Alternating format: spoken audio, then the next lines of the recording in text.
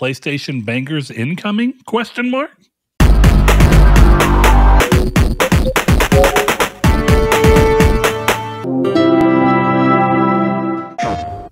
Hello and welcome to Triangle Squared, a PlayStation podcast. I am your host, Brett Beck, and alongside me is Mr. Chris Figs. I will finish it for you this week. Thanks, that's so kind. Someone finishes. If you are watching, you may have noticed that Saul's not here, but that's because his corporeal form could not be with us today, but his spirit is here. And you will hear that spirit throughout this episode as we are joined by the ghost of Saul Bridges. And that was him climaxing just for your listening pleasure. Saul, how are you doing, buddy? I gotta mute my mic. Do what now? I said, how are you doing? I'm doing well. How are y'all? All right. I'm better today. Much better. I got a shot in my butt yesterday, and my throat didn't hurt as bad this morning. And now it's good. So I'll take it. What? Yeah, man. Steroid shot in the butt. You got a shot in the butt, and now your throat feels good. Yeah. Sick. Because my throat did hurt. God bless America. Man. It's crazy, right? God bless America. Are you on the same? Never mind. Oh boy. Oh man. I feel a little bit looser since I'm at home. Yeah. Well, the doctor said he could give it to me back there or in the throat, but we're moving along. We are recording late, as you are hopefully aware by this point. We tried blasting it out to everything, but we were able to come together. So you're getting the episode a little bit later. Thank you all for the patience and Saul's maniacal laughter coming out of nowhere.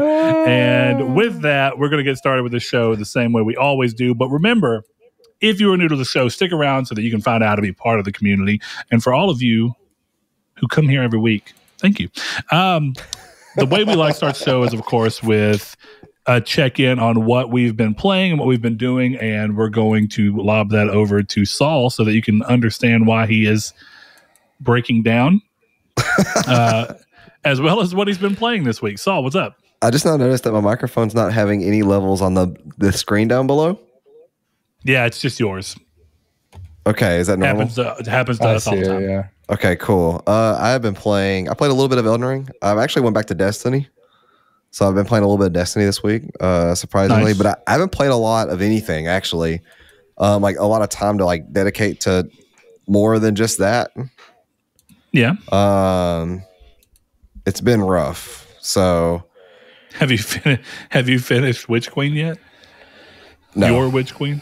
Still have not. Still a little pissed about it too. And I'm pretty sure Eric quit the game. So why am I not surprised? He couldn't even help you if he wanted to. Hope you're listening, Eric. I hope you're alive. All right, so Elden Ring, Destiny. What made you want to go back to Destiny? Just to have something that didn't require much from you, something you could hop in and out of? No, I wanted to go back to Destiny with Witch Queen, but then Elden Ring came out, and Elden Ring encapsulated me, and plus helping Seth through it as well. Sure. That's kind of the thing, was that I told Seth that since this was going to be his first ever Souls experience, that I would be there for him through thick and thin, so he could get the full experience of having somebody to play it with. Man, is this like Stand By Me too? I wish. Such a good friend, man. All right. Well, the upside there is that Big Seth has seemed to be loving the game. So, he's playing. Cool. I know that he's doing another playthrough now. You had went through and played some Dark Souls 3 with him before his Elden Ring, though, right? Yes, we did some co-op in Dark Souls 3. Yeah. So, all right, well, that's cool. Chris, check in on you. What you been playing? I know some of them surprised me because you're the man of many games typically. Let's see. I've been playing a lot of MLB. That game is pretty good. I like that game a lot. Hold on. Pretty good. I feel like last year it was great. Yeah, this year has some balance issues. It's a very line drive heavy version of the game, which is annoying. Makes it very frustrating.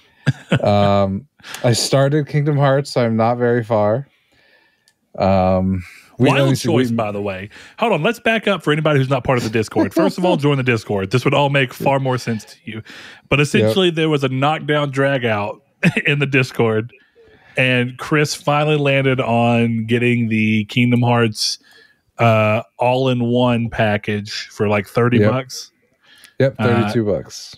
Yeah, and he is going to play them, which is great. I want you to play them just so you have more of an understanding of why you either are confirmed in what you thought you wouldn't like about it, or what you may end up liking about it, even if you don't love the whole thing. I'm very curious to see where you land after a little bit of time with it. But what a wild choice to start it and then immediately be like, I'm going to go platinum 2 long Bethesda games real quick. So yes, I also did get my 98th platinum. I got the Pizza Delivery Boy Who Saved the World. That was an excellent game. It was so funny. Very short, easy experience, but I had a lot of fun with that. But yeah, I'm playing, the vast majority of my time has been on Fallout New Vegas. Nice. Yeah. Why New Vegas first instead of 3? Is it because you want 3 to be 100 and you want New Vegas to be 99? Gotcha. Yes. Do you feel like you should have played, like, if platinums weren't tied to it and you were just going to play this or even recommend them to somebody, do you feel like you would recommend 3 then New Vegas, or New Vegas then 3? I mean, I prefer 3, so like it doesn't matter to me. But like if you were just starting out, you should definitely play 3 and then New Vegas, I think. Well, part of the reason I asked that is, right, like one of the things that you mentioned about Kingdom Hearts in the Discord was like, which one do I start with? And that question is always there whenever you play a game that's got plenty of games in the series. And you're kind of like, what angle do I approach this? Does it matter which one I play first? Definitely in times where it's like Fallout, where the story is not connected, or in Kingdom Hearts when it might be connected, but very far. Like Birth by Sleep feels very disconnected from the rest of them when you isolate it out. So it's kind of an interesting thing. I feel like fans tend to have their own order of which they recommend people to play. And sometimes it's for story purposes. And I think sometimes it's for gameplay purposes. Like, well, don't start with the one that plays better and then end with the one that's dated, because then you might end up hating the one when you would have liked it on the way to get into the best playing one, just because you're comparing it to something that has an unfair advantage of time and multitudes of years of gaming experience, development wise to or really design wise to help it. So I don't know. New Vegas is probably the better built game, but go play Fallout 3. It's better. Well, let's look at it this way. In terms of kind of what I'm talking about, just so it's clear, it'd be like someone being like, I'm starting with Fallout 4, which plays almost like a Destiny style first person shooter in its shooting. And that they even said that they were looking at Destiny as an example of what they wanted. And then going back to 3 or New Vegas, they're inherently different in the way their gunplay works. They're not the same at all. No.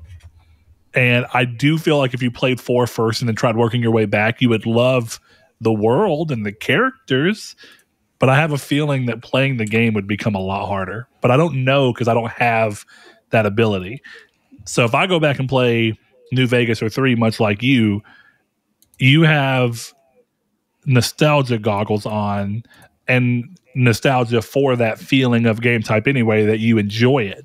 But someone who doesn't have that nostalgia factor to benefit and push them, I wonder if it would act as a more of a barrier. Because like some games are even harder. Morrowind, most people do not play Morrowind because it's just too far.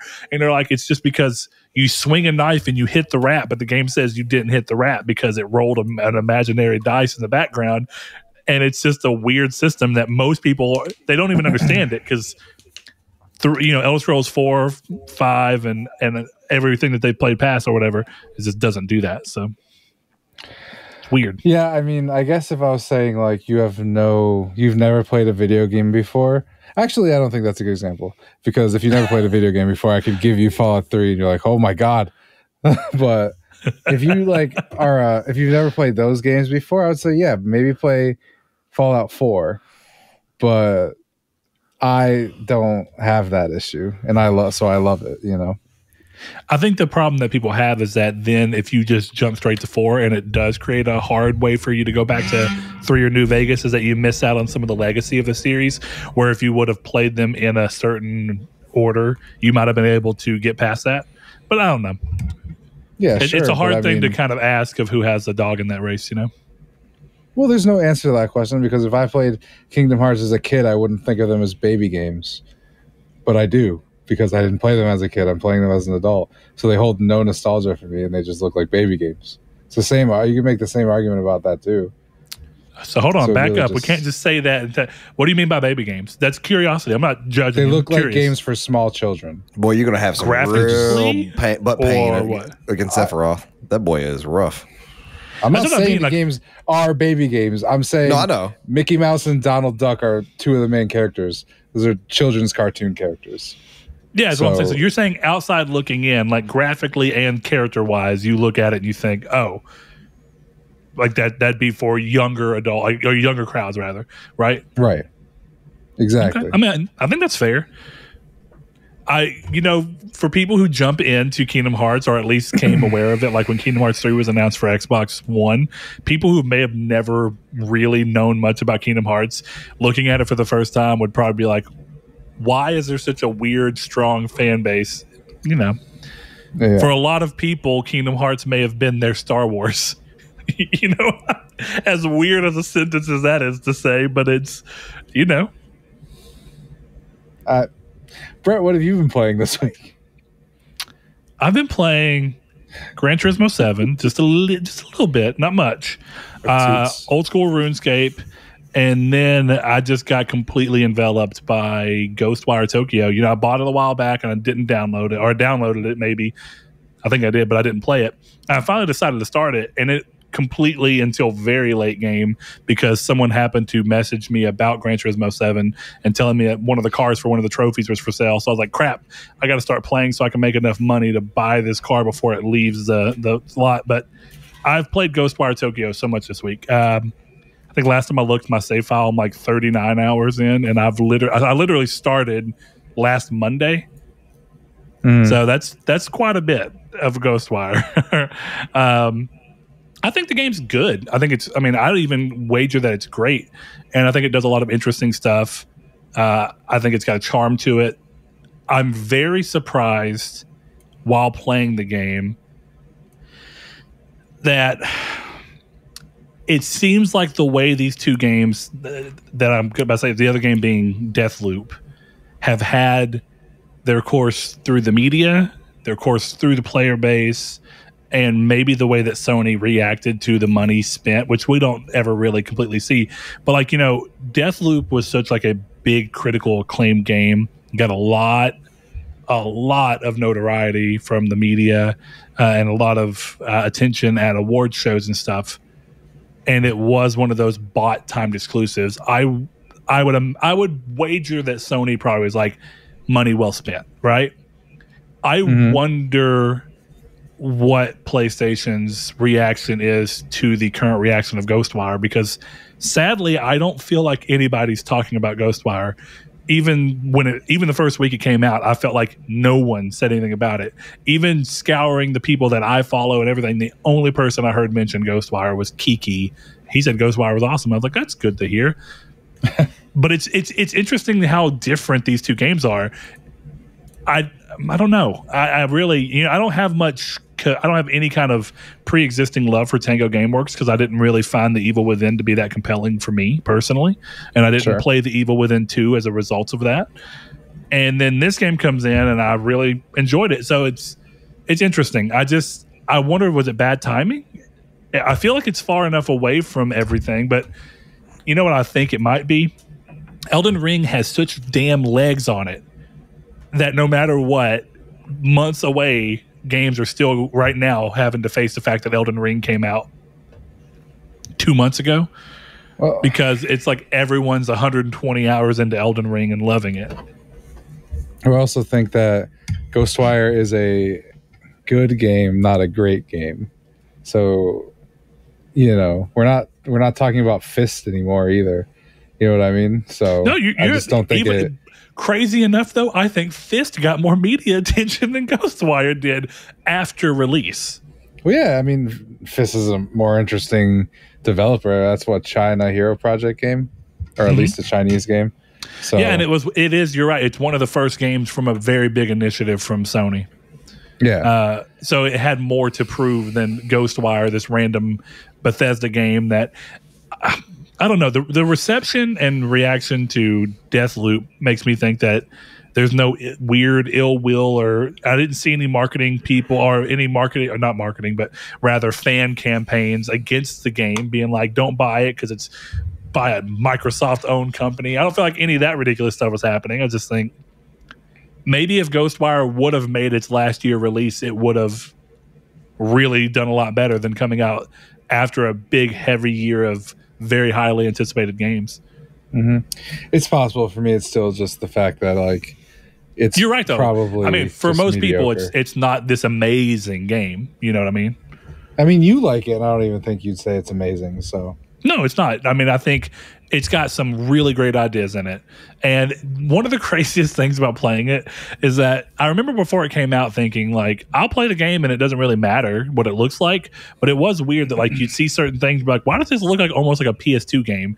But then you play the game and there's like some of the best looking things I've seen in gaming in this game in the most weird random moments. There's a scene where someone places a locket in a hand and the camera is like kind of framed to where the hand, the full hand, and a little bit of the wrist is in the center of the screen, and you have a little bit of stuff around it. And the entire frame, graphically, level of detail is insane looking. And then you look at a dog, and it's like this dog almost looks like a late PS3 textured dog as a PS5 game, and it's cute because he's a dog and you can feed him and talk to him and stuff. But it's like, what is the disparity here? And how do you get that way? You know, it's very odd. But I think the game does a lot of very interesting things. Like I think defaulting to Japanese audio and English subtitles, I think is a bold move. You know, I had to go out of my way to switch over. Yes, being the pleb that I am, if you want to call it that, to switch over to English voice cast, which I thought did a fine enough job. But yeah, the game's got a lot of charm. I'm curious to see you get back around to it just to see what your thoughts are. It's not going to blow anyone's mind, but I think it's a game that most people who play would be like, I'm glad I played it. Yeah. I couldn't figure out how to get out of the literally that area you are in the first seconds of the game. I couldn't figure out where to go, and I just turned it off. Shibuya? Yeah. It's like you're being blocked by invisible walls, and it was late, so I'm like, yeah, this is all right. And then I turned it off, and I haven't turned it back on. Oh, man. That means you have essentially zero reference to the actual gameplay loop. That's very interesting. I've had that happen too, though. I've played games to where I'm like, I get to a point where I'm like, one thing already makes me not like it. You know what I mean? I remember when I first played The Witcher 2. Great game. It is a great game. The first time I played it was I checked it out from GameStop on 360. And I got to the beginning area where you've got to climb out of the thing. And I absolutely loathed that I had to walk to an edge and then hit a button prompt in order to climb. And I turned the game off and quit playing it. and then I rebought it on PC like 3 years later and played it and loved it. But it was just one of those things where like I let one little thing get in my head and I was like, that's stupid. I don't want that. Goodbye. Screw this game forever. I remember similar things when I was watching Saul at your apartment, actually. Whenever I was watching Seth play Watch Dogs. I was like, bro, you got to go and hit a button to climb. This is stupid. And I've really softened up on that because I remember thinking when they first announced God of War 2018 with no jump button, I was like, God of War with no jump? You're stupid. And then I played the game. I'm like, yeah, I guess I've never really found a context where I felt like jumping was necessary.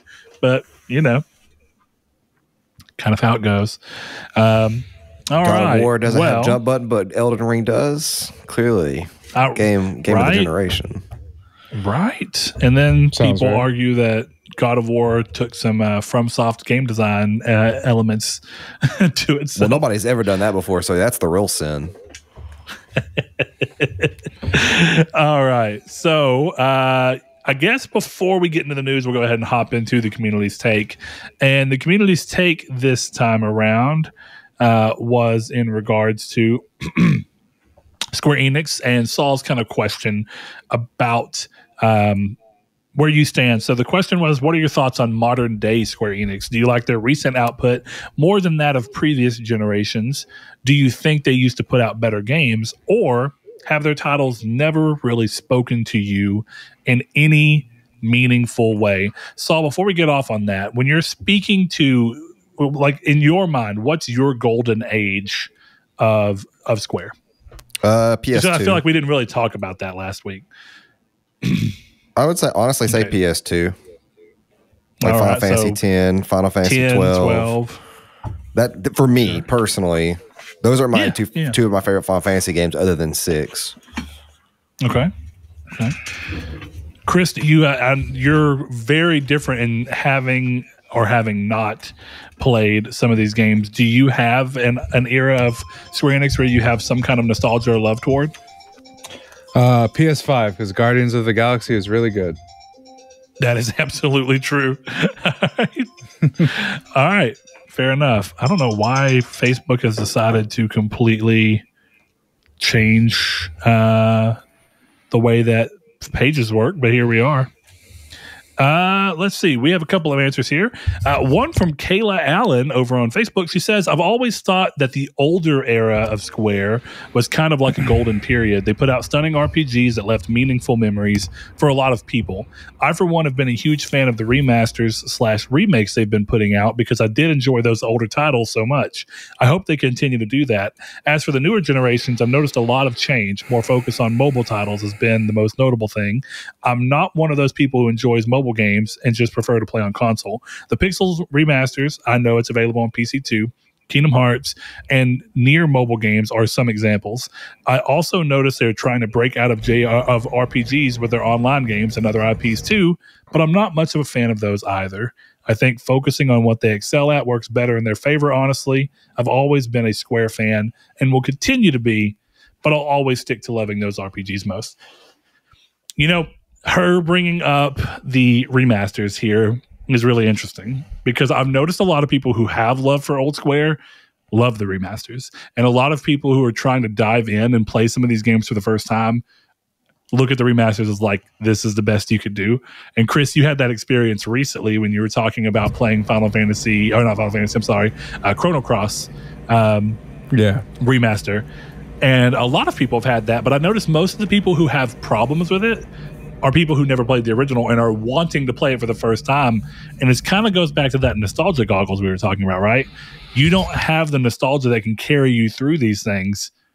And you may not even have a nostalgia for PS1 style RPGs at all. So you have zero nostalgia coming in and you're just trying to play an acclaimed game, but they're giving it to you in what you consider to be a poor version of those things.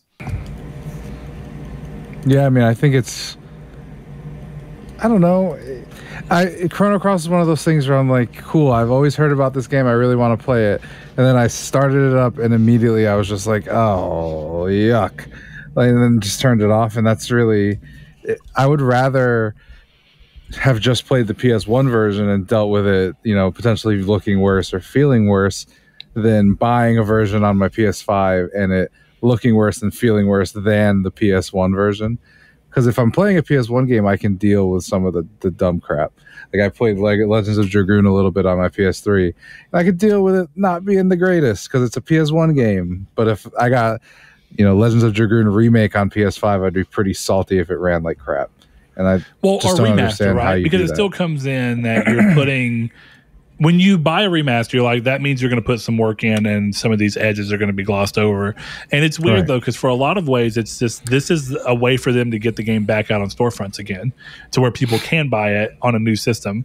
And by putting remaster in front of it, there's an expectation it's going to be more than that. But I almost think it's funny because I'm sure if they just were like, hey, we're just releasing a PS1 classic on PS5 called Chrono Cross, and it's the exact PS1 game, zero changes have been made, it's $15. You probably would have been like, cool, I know what to expect going into it, and my expectations are set appropriately, right? Mm-hmm. Well, it's like you playing Fallout on PS3. Like, you know what to expect. Right. I know that it barely works, so I'm not mad that it barely works. Yeah. One thing that I think is funny here is the distinction between remake and remaster and why that's important. I know I didn't play the original on PS2 despite a lot of people loving it, but a good example of a game that it's weird too because critics and fans were really split on it, but it's a PS Plus game for this month. SpongeBob SquarePants Battle for Bikini Bottom or whatever. Yep, Rehydrated. Rehydrated, yeah. That game is a perfect example of a game that did really well and scored really well from a user's point of view at the very least. I remember it had pretty bad reviews from the media, but the media and actual players often are at odds with each other. But it's weird because I feel like that got weird reviews and then people loved it. And they were like, it's it looks newer and it runs well, even if mechanically it's the exact same game and they didn't work to change anything else on it. Another game that didn't fare as well in the sales, but people who did buy it loved it, was like the Medieval remake. Another example of a game that looked markedly better. But it was 100% just the original game, camera and all. I know. But what's odd about that is that both those games ran markedly better than their original PS1 and PS2 counterparts for SpongeBob. They had more consistent frame rates. They had a brand new graphical style that gave that flair to them. And people seem to be down for that. But the moment that you come into this idea of, you have people paying for things and the issues that come with that. If you remake something, even if you remake it in a way that's trying to be honored to the old one, there's a level of leniency that you're given as long as the end product looks visually better, or at least can be considered visually better by someone and runs better. But ports are always this very odd thing because the expectations go really wild. It's going on with Sonic right now, right? I think people are wondering what the Sonic Origins collection that's kind of getting popped up is. It's like, is it just a port? Is it a remake by like the Sonic Mania people? Is it Shakespeare? Is it not? Is it Shakespeare? It's an interesting question. So I don't know. I mean, I love a lot of these PS1 Square games, but I almost, and even non-Square games, like you mentioned Legend of Dragoon, these PS1 JRPGs. I don't know that I want to play Legend of Dragoon without it just being remade at this point, Like, again, like you, don't give it to me in any package that's not a remake. Because if I wanted to just play the original, I can play the original. I have it on my Vita right now. But I don't want to buy something new that says remaster and it does nothing to really move a needle forward. So, I don't know. Yep. We'll see how that ends up coming out. Saul, you around? Yeah. The Ghost of Saul.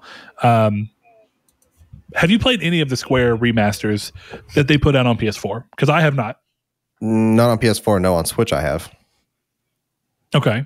Well, it's still a good example, though, right? Or at least I should say, because it's still a modern console that those are coming on. So I guess I know you've played Final Fantasy 12. That's PS2. It's a little bit different. They tend to handle those a little bit better. Did you play Final Fantasy 9 or 8? I have been playing 8 actually as a recent. But yes, I played both 9 and 8. Okay. And do you feel like those run well on Switch at the very least? Yeah, absolutely. I don't think I've ever encountered a problem. It does seem like to some degree it's your mileage may vary kind of thing. But I don't know. It seems like more people have had issues. Well, no, it's just a lot of people talk about recent examples of Square remasters that are ultimately doing worse than their original things. Some people had some issues with 9. Some people had some issues, of course, with Chrono Cross's remaster. And so it's been a point of contention that whenever they remaster a game, they often, at least as of late, they've felt like they're doing the games a disservice. But it does seem like opinions are so split on it that it's like your mileage may vary based off of a multitude of factors. Which system are you running it on? Because, Chris, I noticed you're on PS5 for Chrono Cross, right? Yes. I know a number of people who've played it on base PS4s who are like, yeah, it's not that bad. Like, there are a couple of frame drops, but no one has mentioned, like, a couple of people I've heard who've been on PS5 saying the game runs at like 15 frames a second. Mm-hmm. And it makes you wonder, it's like, why would the... Yeah, it's like, why would the... And it's still a bad port at that point, right? Because if you're going to... Well, actually... It is. No, it is. Well, hold on. The reason I back up is because Chrono Cross did not get a bespoke PS5 version, did it? No.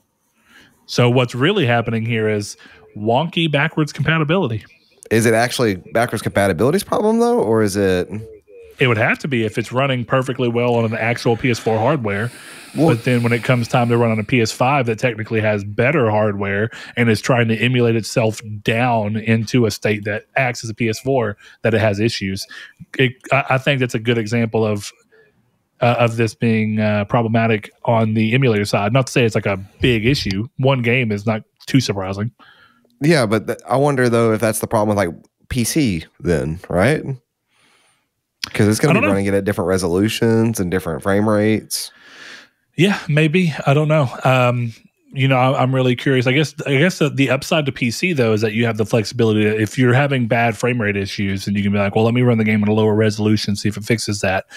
That's one of the big benefits of PC that console doesn't enjoy right now, right? If you're on PS4, you can't be like, run it 720p instead, or run it 680p, whatever you want to do, or frame cap it in this way, or turn these textures down, which I don't know if the Chrono Cross PC port, if there even is one, runs that way, but it's a good question. So, yeah, I don't know that there's a PC port. Yeah, it happens, man. Square seems to be slower more often than not of putting these things on PC, but I know Chrono Cross is on Switch and PlayStation consoles for sure. Anyway, moving on to one of the other answers. Shadow, Mr. Sandcoffin over on Twitter, he says, I'd like to see them put more of their older games in HD remasters like they did with Final Fantasy VIII. I'd even be okay with digital-only releases. So it seems like a lot of people really do love the remasters, and it's just some people have a bad opening experience with them. This one's interesting. This is Rayrod 20. He says, too many live services, and now they're talking about NFTs. Yikes. They need to listen to fans, because most of what fans like from them are their single-player games, Guardians of the Galaxy, Tomb Raider, Final Fantasy, Kingdom Hearts, etc. And in that regard, the NFT thing has been really interesting, because here recently, Square's CEO, I think is what it was, might have been president or whatever, depending on if those roles are the same in that company, was still talking positively in surrounding the idea of NFTs, which have been very contentious in gaming lately. I'm almost surprised that due to backlash, more companies aren't just staying silent. But I guess if you invest a certain amount of money, you kind of want to see it through, unless you're Ubisoft with Ghost Recon. Or Sony with Days Gone. Were there Days Gone NFTs? No. Sorry, I thought you were just talking about giving up on something. I mean, that's fair as well, but the problem with Ghost Recon is creating NFTs for Breakpoint and then like 3 months later being like, yeah, we're out. I think the thing is, if that was like a troll on Crypto Bros, that would be funny. But I know it wasn't. I know it was an earnest thing, and then they were like, yeah, this game's dead. Unfortunate. Poor guys. It's not something you want to have happen, but it happens sometimes. No. All right. Once in a while. Over on the Discord, we have a pretty interesting answer here from Rudays93. He says, modern day Square Enix is, in my opinion, a company that has great talent and great IPs, but has been underperforming for years now because of terrible management. Besides modern Final Fantasy XIV, that had its own trouble at launch, every other one of their games either takes years to come out, Final Fantasy VII Remake, Kingdom Hearts 3, for example, are good games but underperformed according to Square Enix, Tomb Raider and Guardians of the Galaxy being examples of those, or are just bad games, Avengers, Babylon's Fall being those examples. Add in mismanagement with studios like Crystal Dynamics, who made some damn good single-player games, but then gets put to make a live service game and then gets told to go work with Microsoft on their game because Square, with their many great IP, have nothing for them to do, and also lose a studio like IO Interactive because they had no faith in the Hitman series. They're the sports team that has all the talent, but at the end of the day, underperforms from where they should be at. Chris, yes. What's your side? Go ahead. Well, I was trying to give your decide reaction. If I was going to disagree, and I can't really disagree.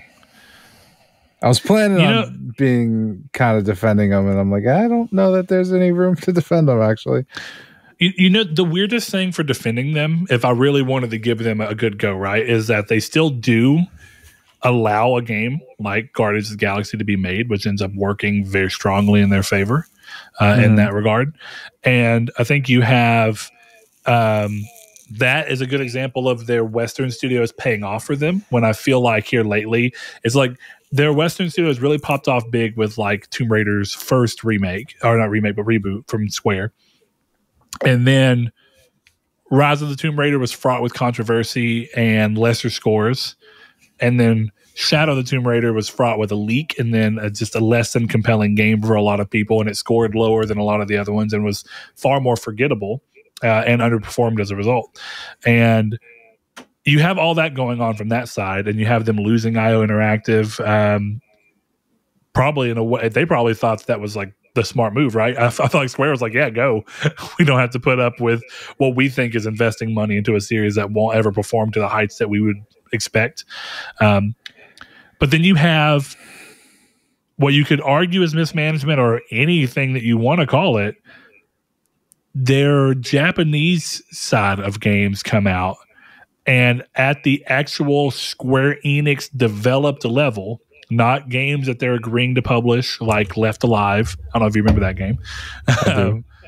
And not games like Babylon's Fall. Not even good examples like Nier Automata and Nier Replicant that end up doing very, very well for them. But their biggest games, Final Fantasy 15, Kingdom Hearts 3, Final Fantasy 7 Remake. Those are the only 3 big Japan games that they put out that were like AAA high level. They did put out Dragon Age, what was it, 10? 11? 11. And that did really well. More of a AA style game. And they had Dragon Age Builders, which was, Dragon Quest. Dragon Quest. Do I keep saying Dragon Age? You've said it like 4 times, so I was like, I got to correct him now. Thank you. Yes, Dragon Quest. But yeah, all the Dragon Quest games, Dragon Quest 11, Dragon Quest Builders, all of those, and Dragon Quest Builders 2, all those games came out and did really well for them. And the big 3 that I mentioned, though, Final Fantasy 7, Kingdom Hearts 3, and Final Fantasy 15, at the time of release for each one, were the best-selling games in any of their respective franchises. Some of the highest reviewed games in any of their given franchises. And it's crazy because they did seem like they took forever to come out.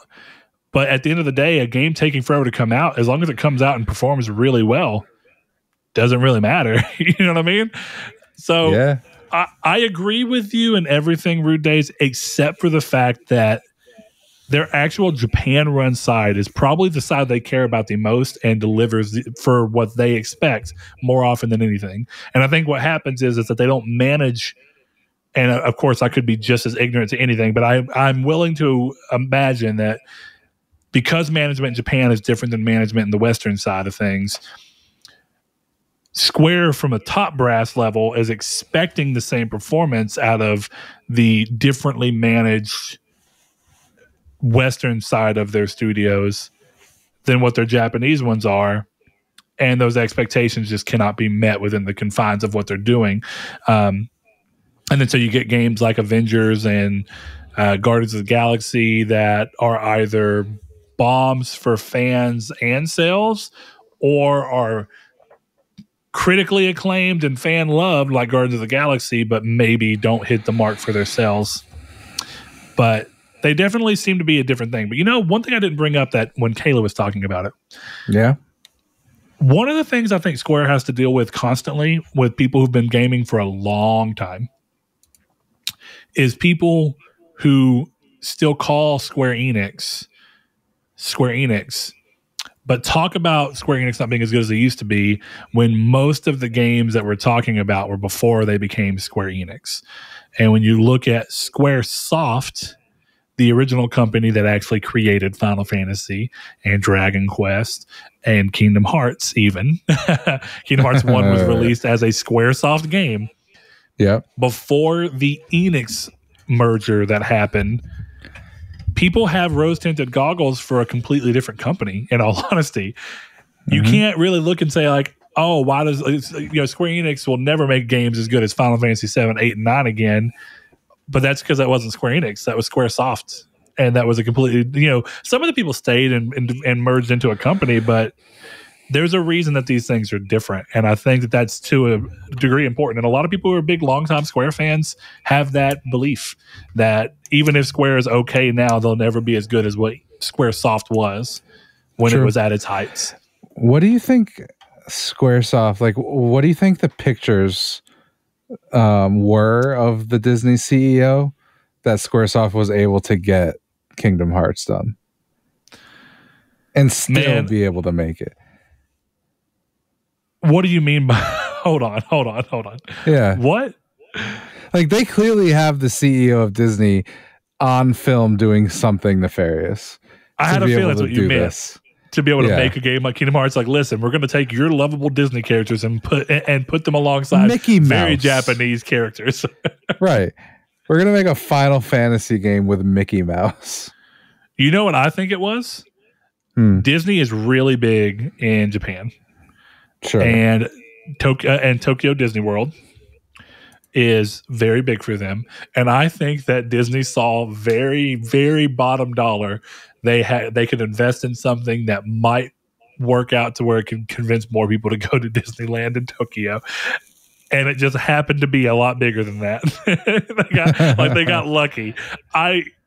But it's interesting. I don't know, because Disney held, if you actually look through a lot of the design documents of what Sora was going to look like versus how he ended up, and what Tetsuya Nomura wanted versus what had to come, and some of the things that Disney essentially mandated. Disney wanted Mickey Mouse to be the main character, but Tetsuya Nomura was like, no. And he had a version of Sora that you can see where he's got like a tail and like a little weird, like, liney mohawk, and he has a chainsaw blade. That's sick. Oh, dude, it's a sick art. You should look it up. It's really cool looking. But if you look at Sora in Kingdom Hearts 1, what you get is him meeting in the middle. He still creates Sora, changes his weapon to a key instead because it wasn't as visceral as a chainsaw blade. And if you look, Sora's attire is Mickey. He has red pants that have yellow buttons and red suspenders that come over on them.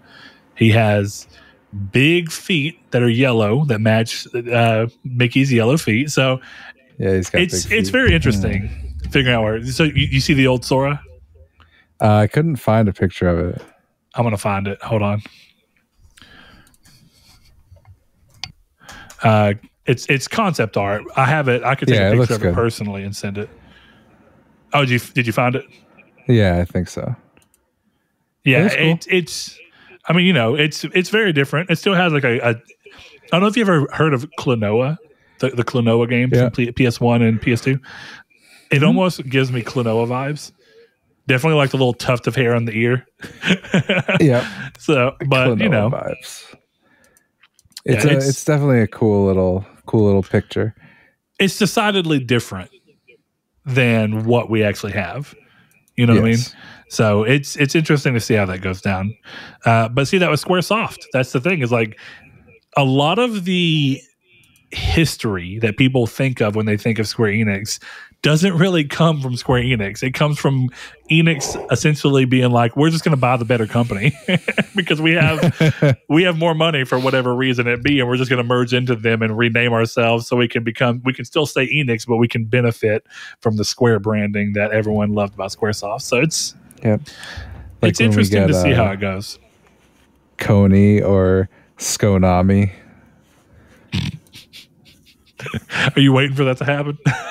I am. It would be funny if they did this as like, you remember Coney 2012? Do you remember that whole thing?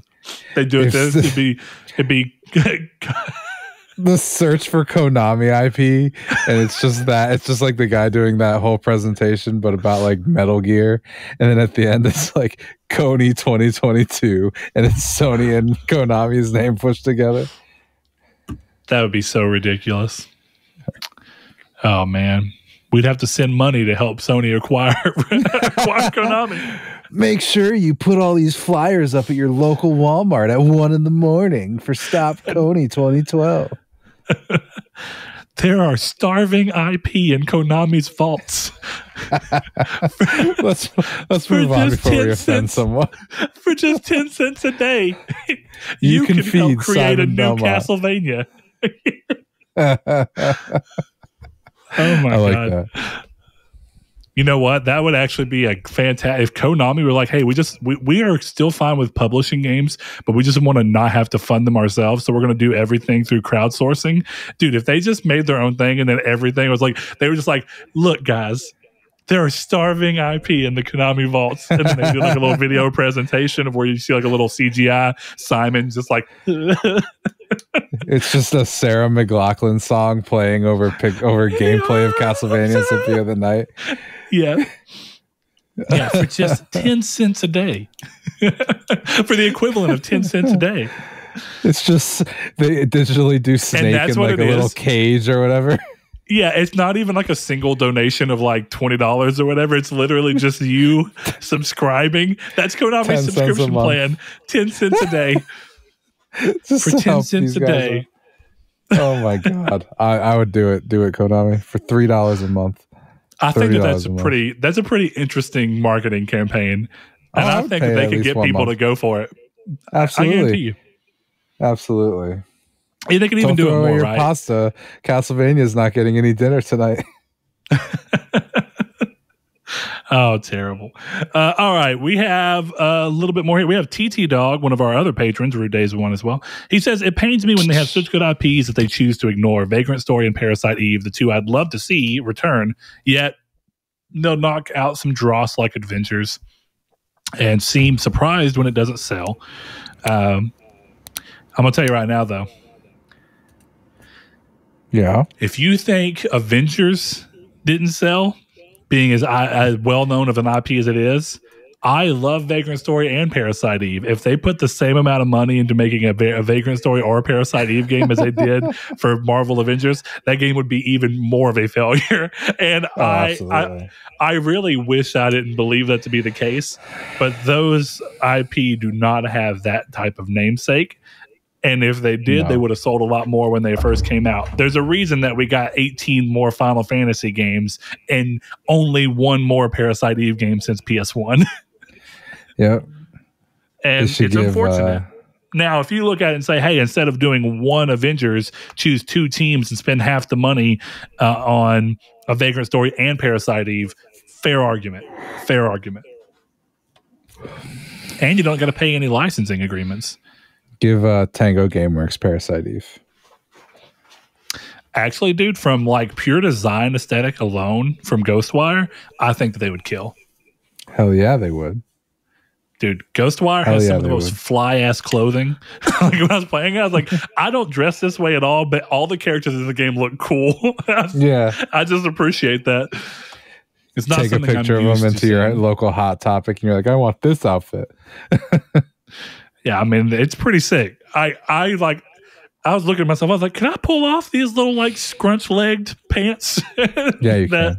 That KK's character wears, and I was like, his shoes are sick too. I think if they're smart, which they probably are doing this in game, he has a pair of shoes that's got like a little half of a Tory gate on it, and I'm like, dude, they're going to release these as real shoes. They're totally going to release these as real shoes. Definitely should.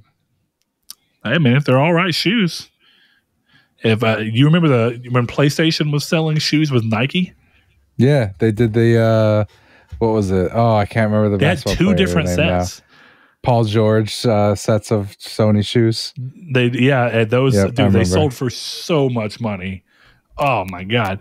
So anyway, yeah, they do have a lot of great IP, but Square would have to really change the way they're looking at doing games, and they would have to give it like Dragon Quest XI treatment, to be like, hey, we're going to do a smaller budget Vagrant Story, which I think you'll see them willing to do, right? Because we saw Valkyria Chronicle is getting a new game or Valkyria Profile is getting that new game, and that was a very niche IP from them as well. So never say never.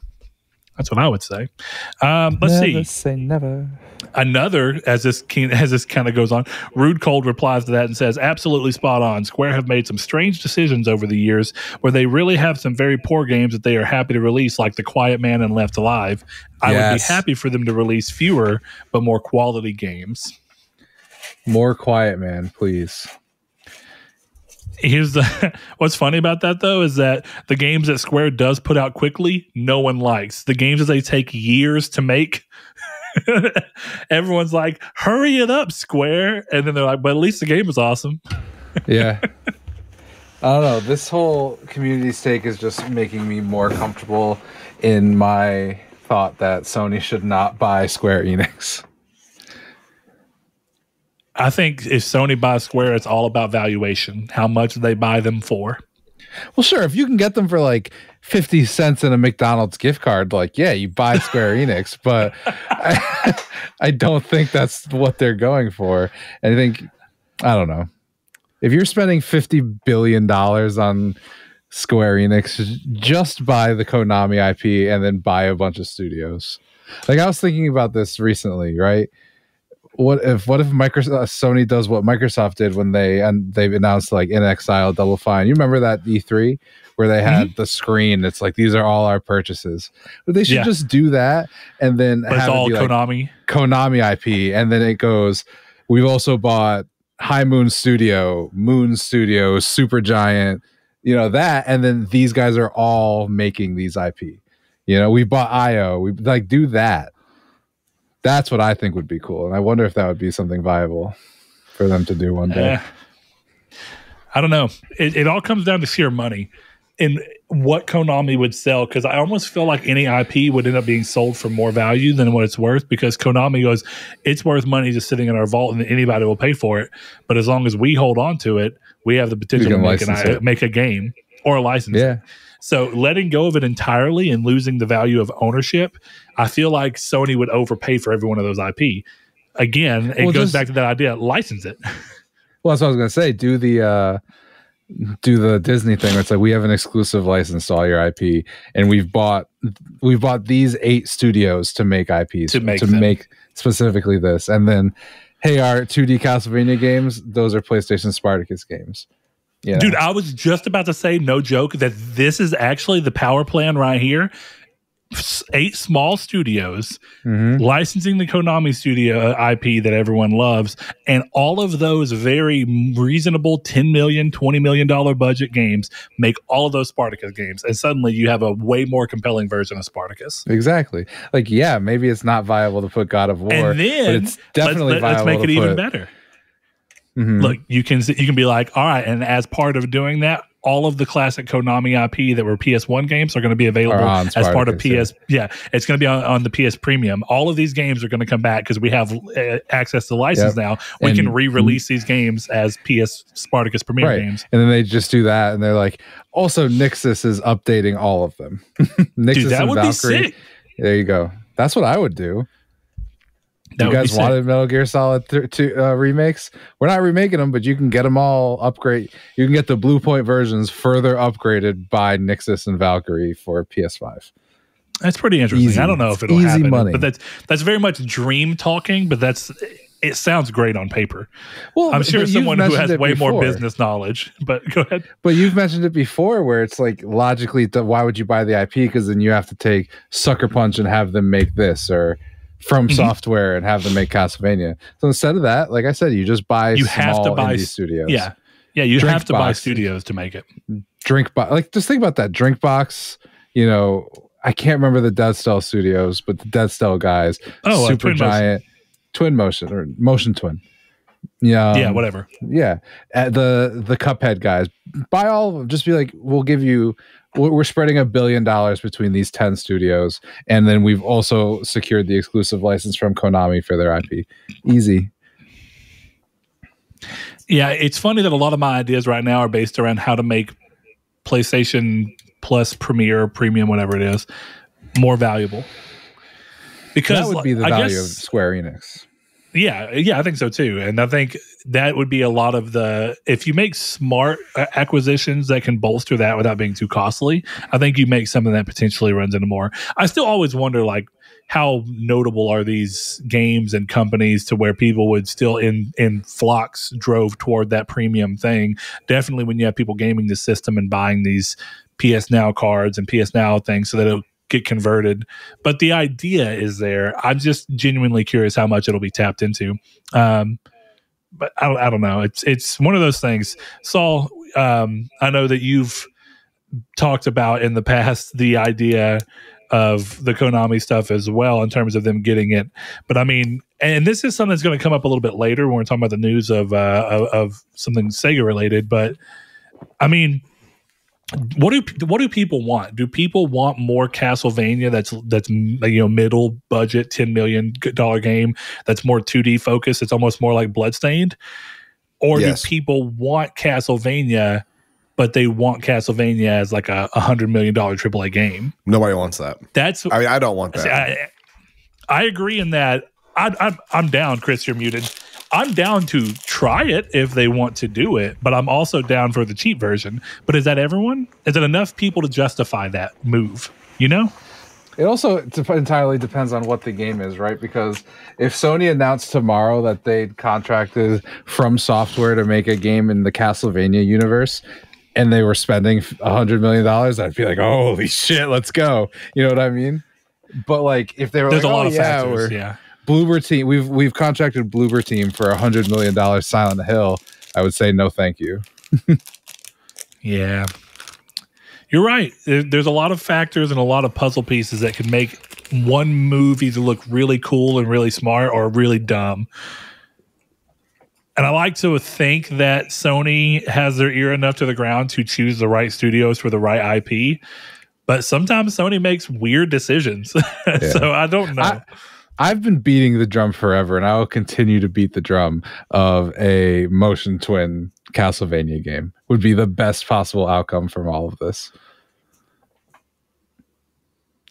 I'm curious how long those little independent developers last as independent developers. Drinkbox being a big one. You're talking about that. Tencent's going to buy Drinkbox like tomorrow. You're probably right, and that's what's worse.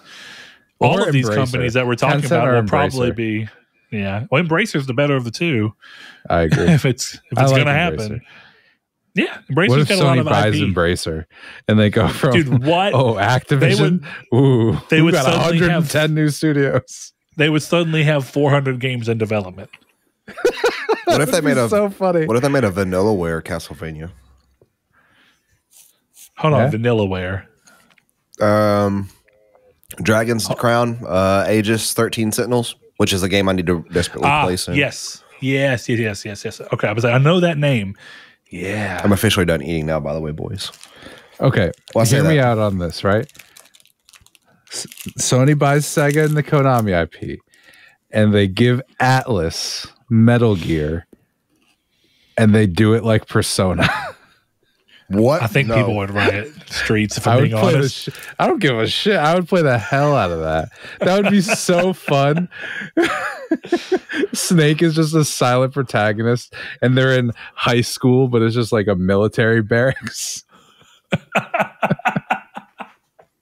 And it's just Fortunate Son remixes all the time. I would be super in.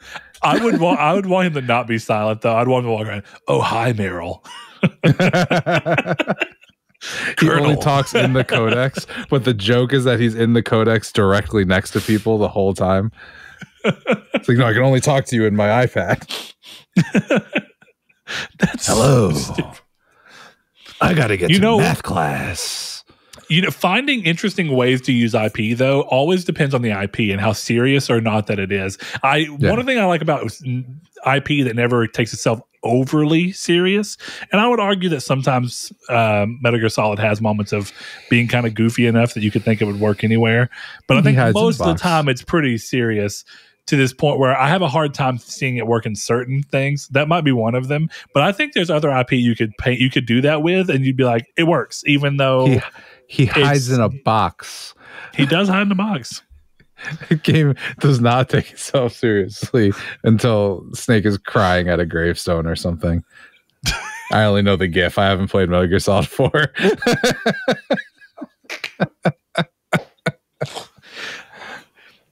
You should play Metal Gear Solid 4 just for the microwave tunnel. No, you shouldn't. Don't ever listen to that advice.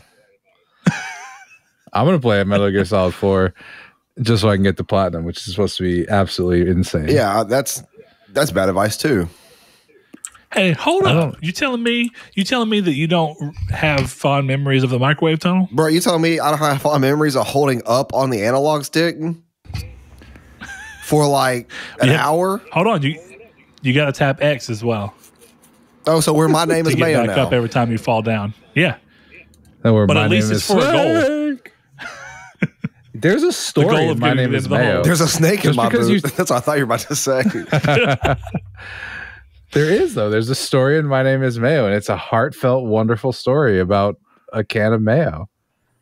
Speaking puts on different costumes. Dude, I am telling you, if I was the people behind that, My Name is Mayo 2 would have been the turn, or even 3, right? Somewhere along the way, you build up this ridiculous thing of being this game with stupid tapping the jar and trying on things and getting easy platinum. And then suddenly you pull the rug out from everyone and you make the most heartfelt love story of all time.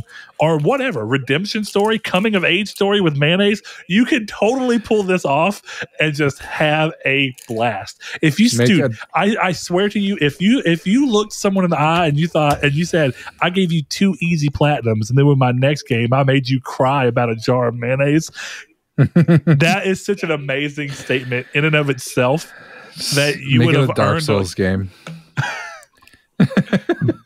I don't know, man. Whatever they make it, I just think if the next game is like a real artsy walking simulator, that would be so good. I would play it. I would play it. I would. You need to play the pizza delivery boy who saved the world. You think I would enjoy it? Yeah. It's hilarious, dude. And it's hilarious because of how low budget it is. Like, I could have made that game. Is it like nothing Twilight but my hilarious? iPhone? No, it's better. Yes. Well, yes. He goes back in time and saves the world as a pizza delivery boy. And it's all... So Futurama? But all reverse? yeah, pretty much. All the characters are like pictures of real people, and all their interactions are in about 3 to 4 different pictures of them. It's hilarious. Oh, dude, I love it. You'll like it. I'm not gonna lie. I really like when a game or a movie or anything is at this weird level of where you feel like you could have done it and yet it still has charm. Yeah. The most difficult thing about that game was the writing. Like, everything else is just point and click. Not even. It's just like a visual novel where you just choose dialogue options and read it. It's a book, but it's hilarious. Interesting. Okay. All right. We're going to move on from this, but I'll give Kiki last word. He says Kingdom Hearts galore, so it's all forgiven. Because he's getting to have his Kingdom Hearts cake and eat it too as of late. So just wait until I'll start playing it. And if I don't like it, it's gonna come in here with a Tommy gun, shooting keyblades at everybody. It's weird because I actually feel like in a lot of ways, Kingdom Hearts 1 may be the most mature of them all in terms of the way it handles its themes. No, but that's because it doesn't have baggage of any other game. You know what I mean? Yeah. Saul clearly disagrees. I'll make that determination. I just got to get through, Kingdom Hearts 358 over 2 days. Sick name. Thanks for that. I thought you were trying to be facetious. I'm like, you nailed it. If you were. Well, that was what I was wondering when I was going on that rant. Like, how much I know the characters in my rant were not right, but how much of that story is actually close. It'll be interesting to see you play it. What's funny about the 358 days over 2, which is actually what the name I think is supposed to be, because it's 358 days shared over 2 people, 2 individuals. I'm pretty sure that's right. If I'm wrong, then blast me with your Kingdom Hearts knowledge. But the game is not bad, the DS game, but the movie's actually really good. If you like the characters. But that all depends on if you get that far. You've only gotten that far because you like the characters, if we're being honest. By the movie, do you mean the cutscene or do you mean like Master's movie? No, I mean like what they did with that game is made it into a series of high detail cinematics. Oh, see, I didn't know that. Tell the story. I know that they did. So it's essentially watching the story as a movie. Okay, like they did with Union Cross. Masters ain't a bad movie though either. What's what I'm talking about? Union Cross, right? The one that came with 2.8 that talks about all the forebears. What was the actual name of that movie? Was it Union Cross? It was Union Cross. Yeah. It was just the phone game distilled into a more easily It might have had a sub name. But yeah, that's more or less it. Union Cross. Either way, we'll move off of Kingdom Hearts so that nothing gets ruined or spoiled or anything for Chris. Thanks. Not that he necessarily cares. We're going to move into the news, though. The news starts off with the announcement that the corpse of Marvel's Avenger is adding Jane Foster as a playable character. She'll be added in version 2.5. The update is currently targeting May. So for Weekend at Bernie's 3, check your calendar for May. I give them credit for not being EA with BioWare and dropping a game that they promised to fix. That's, I think that at least for people who bought the game, they don't feel like it's being abandoned. And not that this game will ever reach those heights, but I use, yeah, I know, Chris. I use No Man's Sky as an example of a time when a company could have easily done that and gotten away with it, and then they didn't. So I bet for anybody who bought No Man's Sky in that first, launch window and then felt like, oh, did I waste my money? And then had that feeling of it coming back and finally hitting the point of what they wanted. That's a great feeling, and I think every company should try and go towards that if they can. So if Marvel's Avengers does literally get to that point, then I'll applaud them. And if nothing else, I'll applaud that they literally tried and put the work in and put it out and wanted to see how people reacted. Unlike people who bought Anthem, and Anthem is just the game that it is. I mean, I enjoyed the game for what it was, but they promised to do more, and then they didn't. So it's funny. It's easy to hang, it's easy to put the sunglasses on and hoist the body of Marvel's Avengers up on a thing and wave at pretty ladies and, have all the Weekend at Bernie's jokes that you can with it. But at the same time, I appreciate that they're at least doing that. And it's fun to punch at every now and then, but I think that was the last step to them becoming BioWare, though, or EA, is if they didn't do it. I feel like they probably had to, and they knew it too.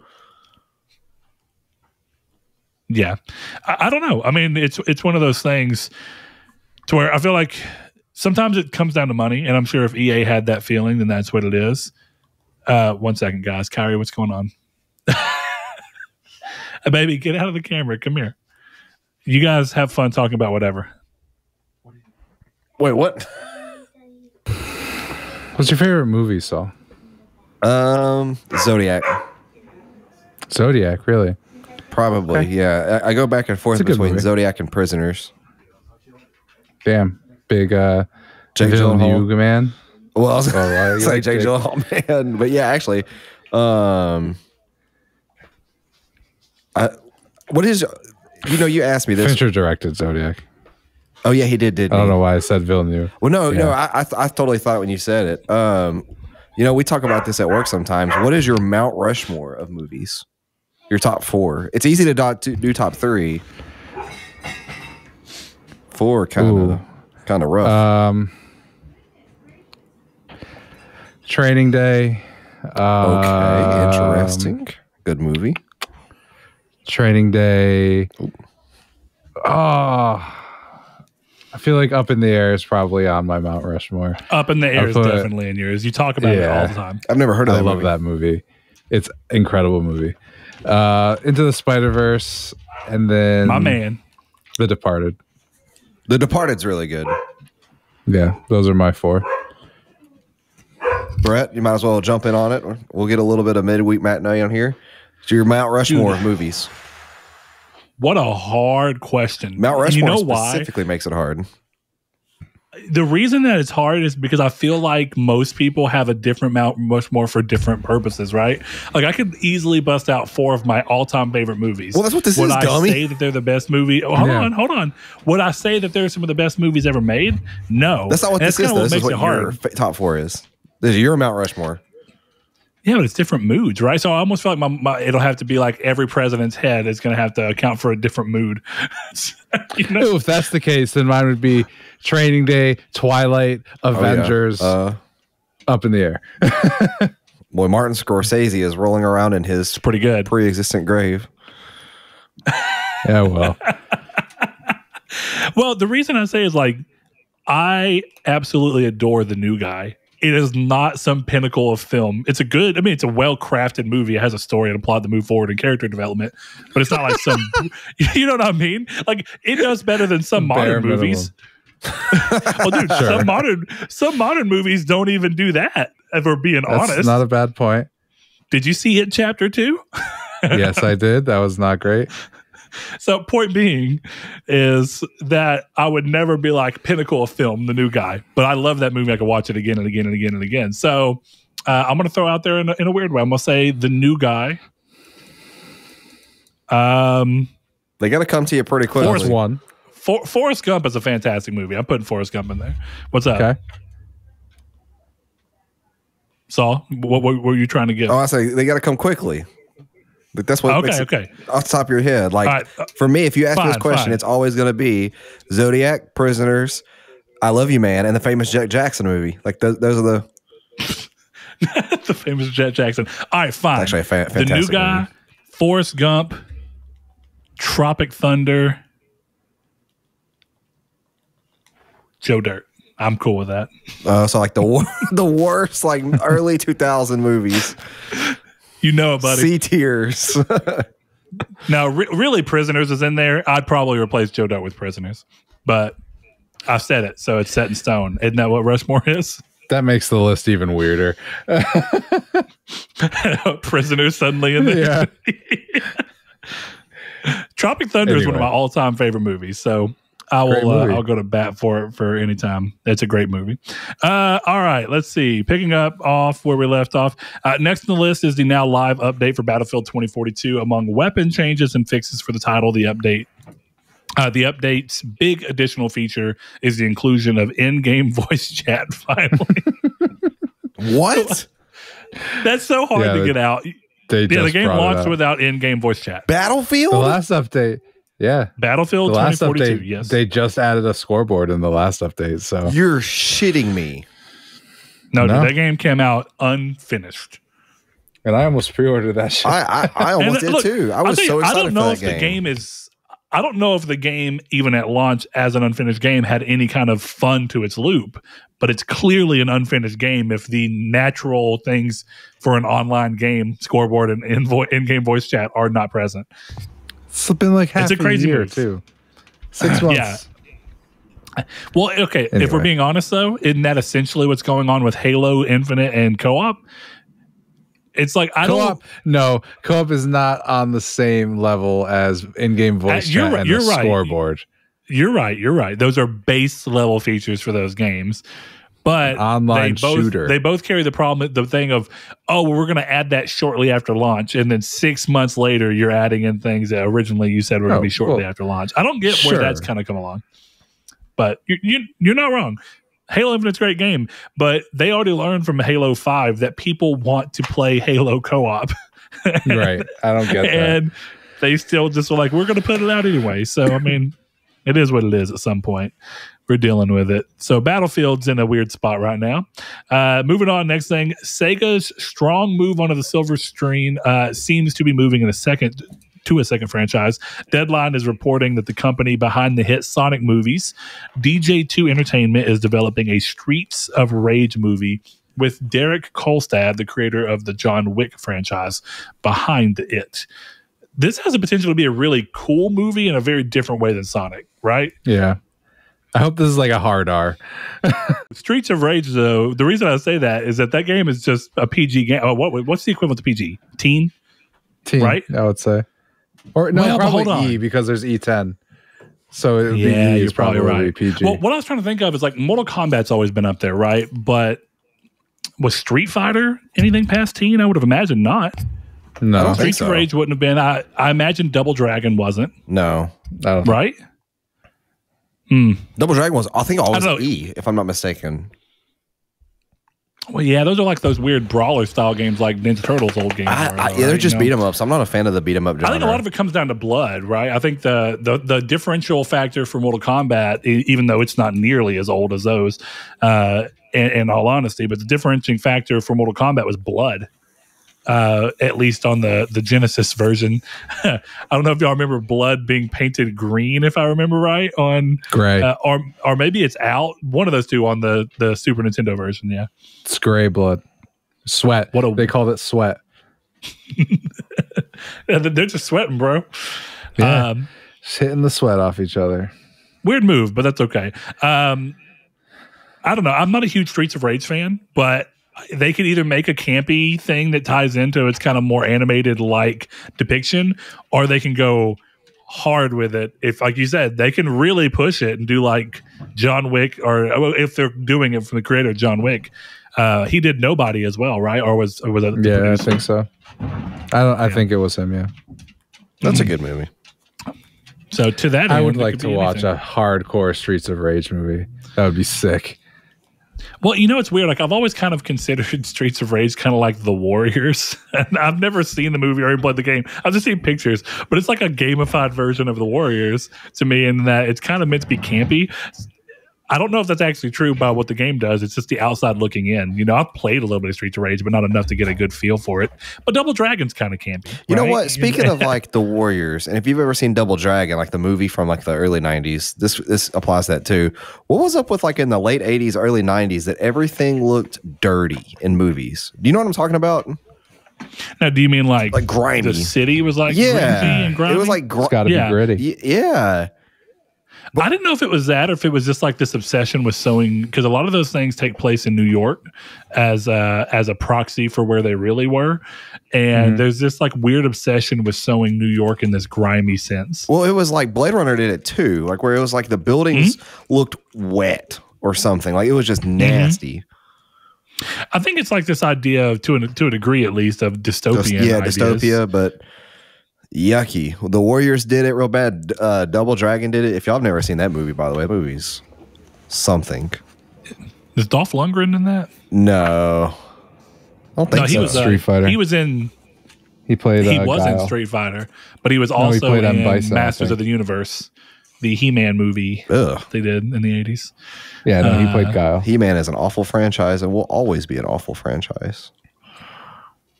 Whoa. Yeah, I was never a fan of He-Man. I was forced to watch it as a kid. And it was like, this is dumb. It was like Popeye. I was forced to watch Popeye as a kid. Abused by Popeye. Thundercats? Did you ever watch the Thundercats reboot they did in like 2008? It was like really anime inspired. I hate Thundercats. It was awesome though. I didn't like original Thundercats either, but the one that they did that ended up getting canceled that was like anime inspired was really cool. While we're on the topic of Sega though, let's talk about this rumor going around about Crazy Taxi and Jet Set Radio reboots that are among Sega's super game plans. And this is an article. The one I chose to pull up is just Push Square was the first one that showed up, so I'm going to look at their thing. But according to the report, which cites, quote, people familiar with Sega's plans, end quote, the publisher has greenlit reboots of Crazy Taxi and Jet Set Radio. This pair of Dreamcast classics is surely on everyone. This is hearsay from them. I'm trying to get to what's actually coming. Hold on, here it is. Apparently, the Crazy Taxi reboot has been in development for about a year with the aim of releasing somewhere around 2025. The catch may be that these upcoming games will take the form of live service games akin to something like Fortnite, potentially including microtransactions, crossover content, and NFTs. Now, I don't know exactly where this is all coming from, but it's very weird how this is kind of being thrown out there. And more importantly, something that you said whenever I kind of half mentioned this before we started recording, Saul, is do these games need to be big budget? Crazy Taxi, I think, is a really easy question. No. I don't think either one of these games you don't need to be. I think AA is where they fit. Well, what I was going to say about Jet Set is I think Jet Set has such a voracious fan base that love them and want to play more Jet Set.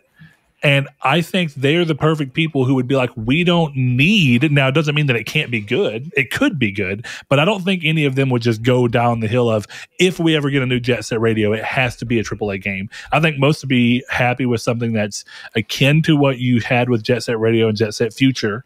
And then from there, finding ways to modernize it a little bit with the gameplay while still letting the art style exist in that realm. I think the moment you start going really high dollar with Jet Set, you start to get into different graphical expectations from the budget and the way that you're doing things. And I just don't know. I think it would be a lot more of a risk for Sega. And I don't think Sega needs to take those risks when it's not tied to trying to sell hardware. I mean, there's a reason that Sonic games don't normally get crazy budgets. Is because they don't need to sell hardware. They're selling on everything anyway. It's unfortunate because Sonic could be a hit after hit game like Mario is, but they don't give it the same reverence as Nintendo does to Mario. But Chris, I know that you love Jet Set Future. I do. And Saul, I would imagine that much like me, you had a Dreamcast and went through there, and you at least played Jet Set Radio, right? I did play Jet Set Radio, but I never owned the Dreamcast, unfortunately. Okay, well, you just probably played Big Seth. I know that he had one too. That said, though, when I think about that series, I don't think of a series that screams to me a need to be AAA. I would even go as far as the wonder, which gaming was so different back then. Was Jet Set Radio originally considered a AAA game? Probably. I would say, yeah. But it's just moved, the needles move so far from there that it would be hard to even think of that type of game as AAA now, to a degree. I mean, I just want to see what they do, right? First of all, they need to get the composer back who did the Jet Set Radio and Jet Set Radio Future soundtracks. That's just obvious. And then, I don't know, like, am I interested in a more photorealistic, open world graffiti Jet Set? Probably. See, I think art style is part of the identity of that thing, not to a point that you can't push it. I think you could, but I'm trying to think of what that might look like. You know, if you really pushed it without tipping over. Borderlands may not be a terrible example. Yeah. And then you start to think like, what game wise, what do they do? Do they do like something more skate like? Even Skate at this point, I feel like I'm really curious to see Skate 4 or whatever they're calling it, whether it be a reboot. Like, what's the gameplay loop? And are people willing to pay $60 for a game where you just ride around an open world and skateboard? I am, but is the majority of the market? I'm not. I don't know, but this doesn't need to be anything crazy. Just needs to give me like the same story from Jet Set. They're going around trying to stop a evil government through graffitiing the front of helicopters. Like, that's what I want. Give me a ridiculous story about a bunch of teenagers in 90s aesthetic clothes going after the big government. Like, I'm in for that. Yeah, but are you in for that at a $60 price point? If it's good, I'll pay. I would buy the collector's edition. So yeah. Okay. I mean, that's fair. And for us, I could see that. I mean, I would, dude, I'm going to tell you right now, if they make a new Jet Set, I will probably buy it just out of sheer curiosity alone. That's probably it. I wouldn't even probably need to see much of the game. I would just buy it because I'd be like, what do they decide to do with Jet Set Radio for the first time in 20 years? Mm-hmm. But I would be really, I mean, from that standpoint, there's value.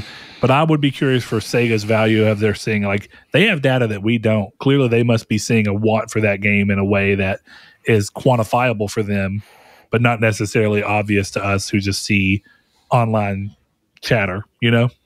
Mm-hmm. Absolutely. What do you think about Crazy Taxi going live service? Like, I feel like this is a leak or not a leak. This is a made up rumor just to trigger fans of Crazy Taxi. It's a rumor. It definitely could be entirely fake. And Jet Set.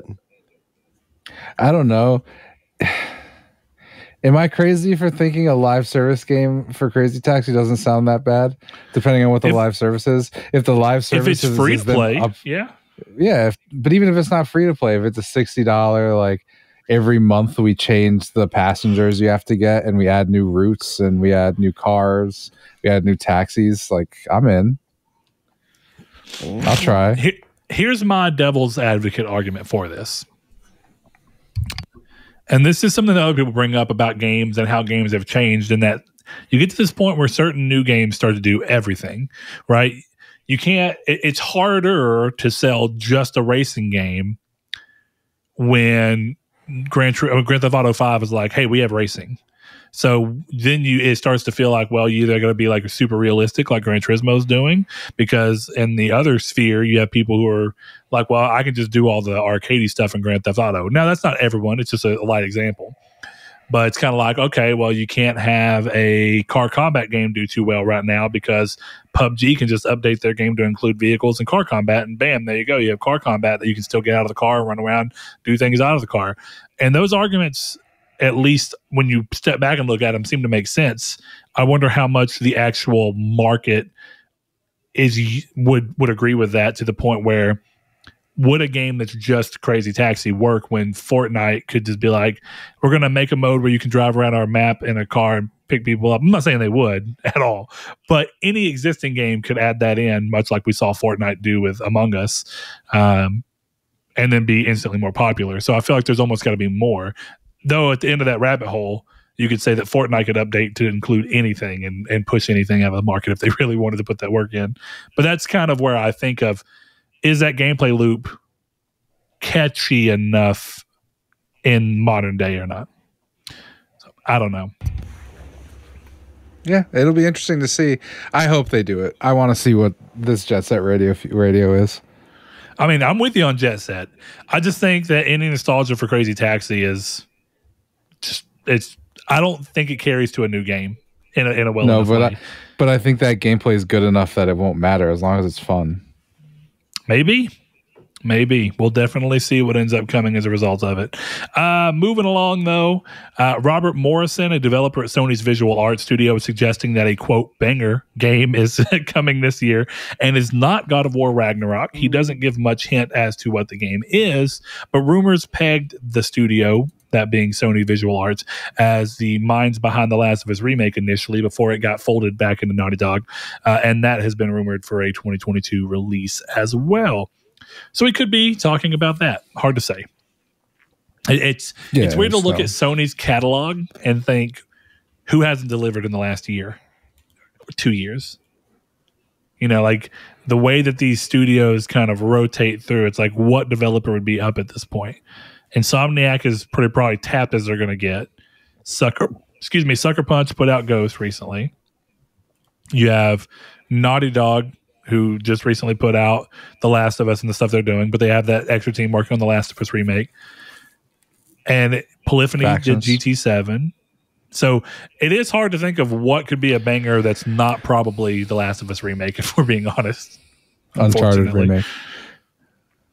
It's possible. I would take an Uncharted remake over a Last of Us remake any day, by the way. I would too, because Uncharted 1 is so much less playable than The Last of Us 1 is. Like, it's not unplayable, but it's... No, and the Last of Us 1 isn't either, but I do think if you took The Last of Us 1 and gave me The Last of Us 2's gameplay and visuals, that's a candidate for best game of all time, in my opinion. Last of Us 1, but with looking like The Last of Us 2, easy. Dude, I don't doubt for 1 minute that that's what they're choosing to do with this. Absolutely. But I wonder, because it depends on how far along in development it got at the other place and under what engine that they would be doing the same thing. Because it would make more sense to use their engine from The Last of Us 2 and work the game into that so that they have the same visual style and there's a consistency across them. Just be prepared for Joel and Ellie to look like the TV show characters. I'm telling you they're going to do that. No. I do that. I tell you what. They're going to. Hey, $10. I'll put $10 on that. I'll take a $10 bet. Yeah, I'll take a $10 bet on that. I don't. Now, let's just clarify for the sake of bet. We're not saying that there'll be an option. You're saying that the default version of these characters will look like Bella Ramsey or whatever her name is. Yep. And Pedro Pascal. Yeah. I do. All right. I think that they will be an option, but they will not be the default. I think that game is announced with those characters. If the option will be turned on in the announcement trailer. That one's a more interesting thing. I guarantee you that an announcement trailer, if it comes alongside the show, shows them. But at this point, we'll just have to wait and see who gets that $10. That sweet, sweet $10. Can't buy that much right now, but you know. Buy one tank of gas. One tank? For my motorcycle. No, a single gallon. Sorry. I was like, bro, where are you getting gas for $10 a tank? Inflation killed my joke. You could say it was inflated or deflated. Damn it. Inflation didn't just kill your joke, it murdered it. His joke wasn't just killed, it was murdered. All right, let's see. The once Switch exclusive game No More Heroes 3 is coming to other platforms this year. The new versions will improve the visuals, frame rate, and of course, load times, which I'll tell you. Let me step back for a second and talk a little bit more about Ghostwire. Only because it's a great example of very fast loading. Oh, okay. You fast travel anywhere, and for cleanup of stuff I was doing around the game, it would be a game that would be infinitely more annoying to platinum on last gen consoles. Oh, I bet. But a lot of that annoyance goes away when you can zip around the map, 0.2 seconds. So to that degree, that's kind of where you want to be with it. Yeah. We talked about earlier that I'm playing on a PS3, and my God, we forget how blessed we are right now. Oh, you do for sure. I have one quest that I'm doing where I have to fast travel to an area through a loading screen just to click on the door to load into another loading screen. It's to go talk to someone inside that place, to leave through that door, to fast travel out. It's awful. One thing I think I would also notice going back to PS3, and maybe not, but I really feel like it. Speaking of Ghostwire, its use of the DualSense really is one of those things where if I played a similar type of game on a different controller, I think I would feel like these things are missing. When I'm doing this action, I don't feel the trigger resisting me. When I'm doing this, I don't feel the way that the haptics end up playing off. And then one thing that I showed Saul that I knew he would be down for, because he always talks about this DS Castlevania game, Aria of Sorrow, where you had to seal away demons after you beat them in the boss fight by drawing a sigil on the touchscreen, and it would seal them away. Because a lot of religious stuff, a lot of spiritual based stuff looks at that idea. And there's a mechanic within Ghostwire where you can use the analog stick, which I'm sure they just built in so that when it goes to Xbox eventually and PC that it works. But on PlayStation 5 at least, you can draw the sigil out on the touchpad. And Saul and I had always wondered, like, if they were going to do an Aria of Sorrow HD, would they be able to map that over pretty well? And I think this proof of concept shows it would. It's a cool little thing. So, yeah, it's pretty cool doing a hand seal on somebody and then just whipping your finger around on the touchscreen and then pulling the triggers and being like, yeah, I did that. It does feel more interactive. It was kind of like the first time that I played Skate and I was like, bro, I can kickflip by like literally pulling my feet down and then flicking them up with the analog stick. That's amazing. So it has a similar feeling. It's not quite that high, but it's close. Let's see. Next thing up here, PlayStation Studios banner has recently been updated to include Sam Porter Bridges, the main character of Kojima Productions' Death Stranding. You did it anyway. This led to rampant. Well, y'all said it was okay. No, I know. I'm just saying. Nobody knows what we're referencing, to be fair. That's true. This led to rampant speculation that PlayStation and Kojima had finally decided to tie the knot. Speculation was fueled further when Kojima himself tweeted the banner with no context, only to later tweet that his studio is independent and will remain so. Chris, I'm glad he put this in here because the first thing that came out of my mind when people were like, but he said he's remaining independent. I said, Blue Point Games, after that leaked image that was clearly real, came out. Blue Point Games is an independent self-funded studio, and guess who wasn't a self-funded independent studio 3 months later?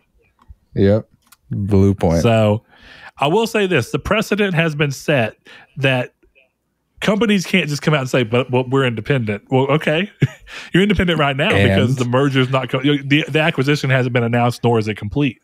Yeah. You know what I mean? And here's the thing. I am not right now saying that Kojima is being bought by PlayStation. But that's his statement has no bearing on whether or not it was at one point in time true. That's all I'm saying. Because Bluepoint and Insomniac both had the exact same tune, and both of them are now wholly owned by PlayStation. So let that speak as it will. That being said, do you guys want PlayStation to buy Kojima? Or at least do you think it's smart for them to? Don't care, and yes. Same. Okay. Saul? Okay. I don't care as long as I still get to play his games wherever they come out. Like, that's my thing. If he doesn't get bought, but I can still play the next game on PlayStation 5, I'm happy. I don't really care. So we'll see how it goes. Let's see. Sony, along with Nintendo, have joined Microsoft in changing how automatic renewal works for their subscription services. Now, long-term users of Sony's PS Plus service who have not been active will be contacted by Sony with how to cancel. If you don't cancel but don't use the service, Sony will automatically stop making payments entirely. Nintendo as well. This is a big move, and I'm so glad that it happened because I think it really does help with the feeling of subscription services being predatory and hoping that you leave them behind and just keep paying for them without thinking about it. Even outside of the entertainment industry, people deal with these problems. I don't know if you've ever signed up for a gym, but God, dude, canceling a gym membership is like going through hell. You're essentially playing Dante's Inferno, but to go through, and it's the worst. So that's definitely the thing that people want to happen. It's a viable business idea from their mind. So I'm glad this is happening, but I'm also hoping that means that I didn't look into this, Chris. Maybe you did when you were looking at the news. Did this happen as a result of legislation? Yes. And the reason I figured as much because if it hadn't and Sony and Nintendo took it upon themselves, I would have appreciated it because then I'd be like, maybe both of them are going to look at their return policies because both of their return policies need some work. No, they're not. There's no reason for them to, so they're not going to. Right now, there doesn't seem to be. But if realistically, the problem that's I think will end up happening is that if one more company does it, then it starts to feel like there's enough pressure of why are you the only person not doing it? Right now, Sony and Nintendo both have each other to cradle and be like, at least we both haven't given in. But if one ever decides to slip away in the middle of the night and say, hey guys, we're changing our return policy, then the other one has to be like, damn. Doesn't have to, but I think that the pressure becomes a lot more real at that point. So we will see. What's Epic Game Store return policy? I imagine it's probably just as lenient as Steam's because they're trying to steal as much of the Steam's user base as they can. But I'm not sure. Yeah, I'm not sure either. Yeah, me either. Have any of you? We all three have PCs. Have any of you used the Epic Game Store? I have, but I don't remember. I use it for the free games. I haven't used it at all, so I was just really curious. All right, two more things. Cyberpunk 2077 has been confirmed to have a single-player expansion in the works, but it will not arrive until 2023. This news came alongside the reveal that Cyberpunk has sold 18 million units. Now, how many of those 18 million were at any of the $20, $30, $10 markdowns, $5 most recently? Hard to say, but 18 million units is still 18 million units, so I'm sure they've made plenty of money. It's pretty crazy. I'm a little surprised at how long they're waiting for the DLC, but I guess one thing we didn't put in the news, but I guess you can kind of say here, when they're pulling The Witcher 3's next-gen version back in-house, and a couple of other things are happening. They're trying to start up working on the next Witcher game. I guess at some point it makes sense to focus on this later. But at the same point, I would have thought that this would have already been in works, ready to come earlier than this. Because now we're coming to an expansion that's going to release 3 years after the game came out? 2.5 years after the game came out? Well, depends on your argument. There's a lot of people who would say the game came out 4 months ago, right? Fair point. You know what? Definitely if the expansions are next-gen only, which I have a sneaking suspicion they will be. We will definitely find out. They definitely will be next gen only. They should have just shot those PS4 and 360 versions, or Xbox One versions. I can't believe that they didn't. Doesn't make sense. But then that also means they would have had to have had for release. They would have had to have had the next gen versions ready. But then again, if they wouldn't have spent months optimizing old consoles, those months could have been used optimizing for the new ones. Well, and if they'd realized 3 years ago, hey, this isn't going to work, which they definitely knew, they could have just canceled them 3 years ago and been on time 2 years ago. Oh, I guess that game's older now. So whatever, you know what I mean.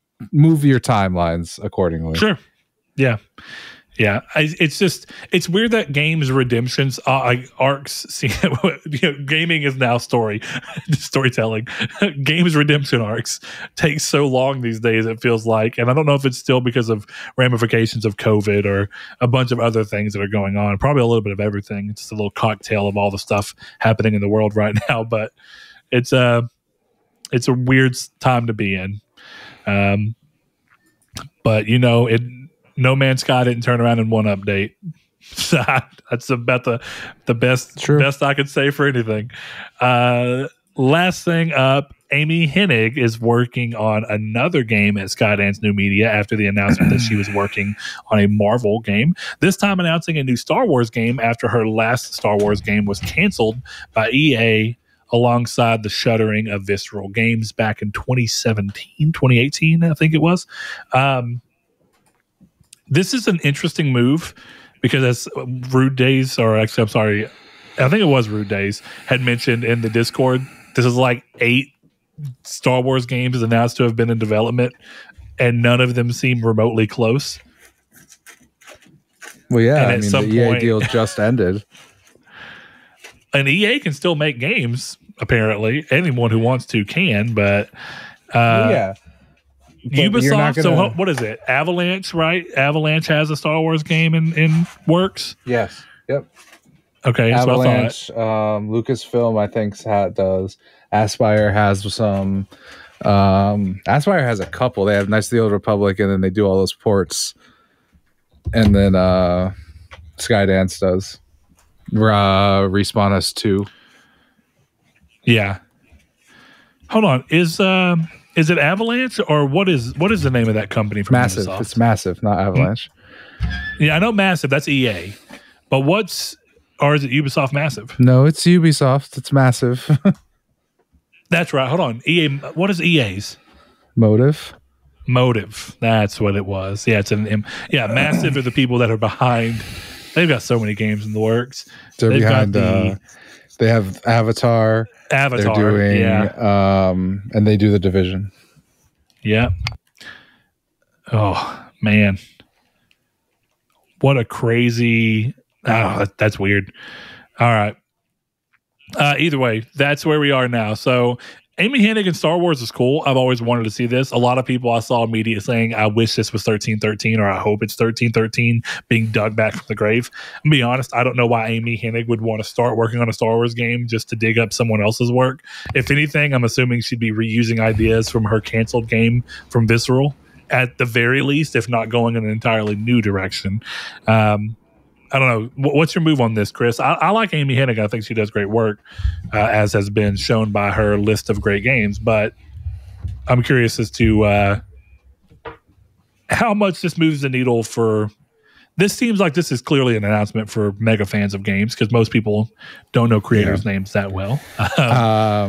You could tell me Brandon Sanderson was writing a Star Wars novel writing a Star Wars game in collaboration with George R.R. Martin, and I could not care less. Star Wars sucks. If the gameplay is good, cool, but I don't care about. Out of curiosity for gameplay, looking completely separate, and that's why I'm kind of curious, because I don't know if you even would have played it. Did you play Star Wars Jedi? I did. I got like halfway through. It's fine. Okay. Yeah, I was more curious. It's good enough to. I don't think it's good enough to support the full game, and unless you're a Star Wars superfan who really wants to see that objectively great ending. Too bad the level design. Well, the reason I was wondering is, what's that? Oh, the level design. Yep. I don't think the level design was as bad as the map that supported the level. The map design to navigate the level was terrible. That too. That was really the problem, because you'd get into a part of a level and you'd be like, I'm stuck because the map is too stupid to show me how to get back to where I'm trying to go. That's a problem. I figured, Chris, that you had played the game just because you're a big Respawn fan, but I didn't know for sure. Yeah, for sure. All right. Well, I think that brings us to the end of the news for today, which brings us to the age-old question that we happen to speed right on past again. Where we did not come to a conclusion of what we wanted to talk about after the news. So I open the floor to anyone who wants to bring something up. Doesn't have to be timely, of course. It can be pretty much about anything. Or we can look at this hour 45 episode and call it quits, since we're coming in at a late time anyway. I mean, I don't really have anything this week. I kind of got my topic out when I was talking about them buying a bunch of studios and putting a cool little PowerPoint together. So, yeah, I think we've already talked. I was going to say, look at what fun communities takes could come from something that we talked about today. And I think we've talked about dream acquisitions for Sony. So I don't think I want to retread that ground, even though I do feel like people look at acquisitions at way too much of a, I guess this could be like a mini topic just to kind of round the show off of for a second.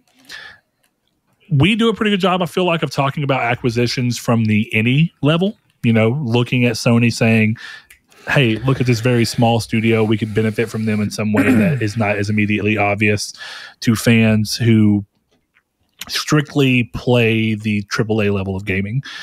So me and you can be like, it would be cool if they bought Motion Twin, because Motion Twin makes great games.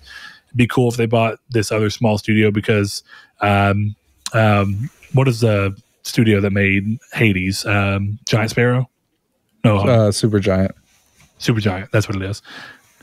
And then there's Supermassive that made Until Dawn. Ooh. Correct. Anyway, I think Giant Sparrow were the people behind What Remains of Edith Finch. That name sounds familiar in my head. So either way, they can look at studios like that and they can see if there's any value to either fully acquire them or not. And we talk about that more often than not. Whereas I feel like a lot of the time, acquisition talk, be it because of Microsoft setting the precedents, ends up being this big talk about the biggest acquisitions possible. Immediately, it's got to be whether they're going to buy Konami, or they're going to buy Square Enix, or they're going to buy Take-Two.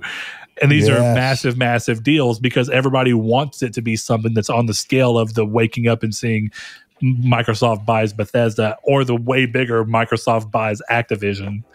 And at that regard, it kind of makes me think of this weird thing where you talk to people and there's this clear thing that we often talk about, the separation between casuals and core gamers. And a lot of people kind of like to think that, like, well, core gamers play a much bigger variety of games and casual gamers just play like the Call of Duties and sports games and just the absolute biggest of games, Apex, Fortnite. But the reality, I think, is that even within the core gamer group, or people that would call themselves core gamers, there's that group of people that only play AAA. They don't play AA. There's people that play AAA all the way down to the most indie of indie. There's people that play AA but won't entertain indie. And I feel like it's really weird to look at game studios from that way, because when you're having a conversation with someone regarding games, depending on where that conversation is starting at, you don't really know where it's going to go, because their version of what is a game worth time can be very different than yours. So I don't know.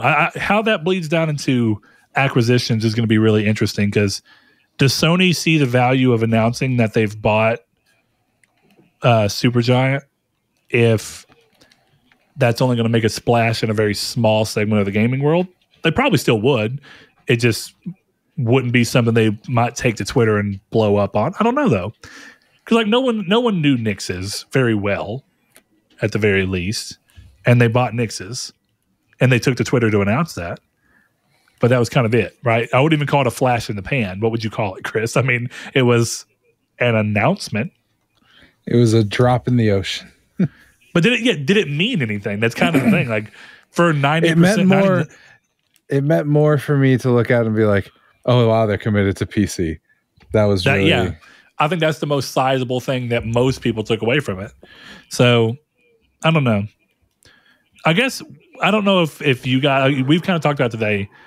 Saul, we kind of heard Chris's little pitch, but like if there was one little smaller studio that you wish Sony would like look at for real and look at acquiring and that you'd be happy to see acquired, do you have one, or do you like the idea of them kind of staying out in that free market area? Vanillaware would be interesting.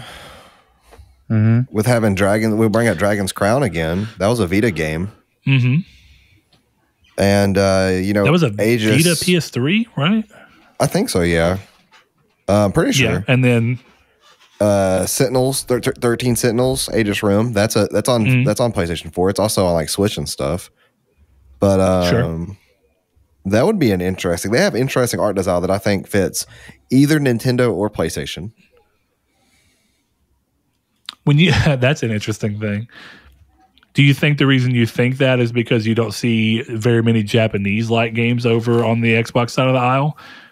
Do you think that's why you kind of view those to fit specifically PlayStation and Nintendo? Well, the art style specifically, is that what you mean? Well, I guess, but I guess what I mean is like, why would in your mind, what is it that makes an art style be like, I could see that on PlayStation and Nintendo, but clearly in this case, not on Microsoft? Because they've used similar art styles in the past. Okay. So mainly that there's no precedent for it, right?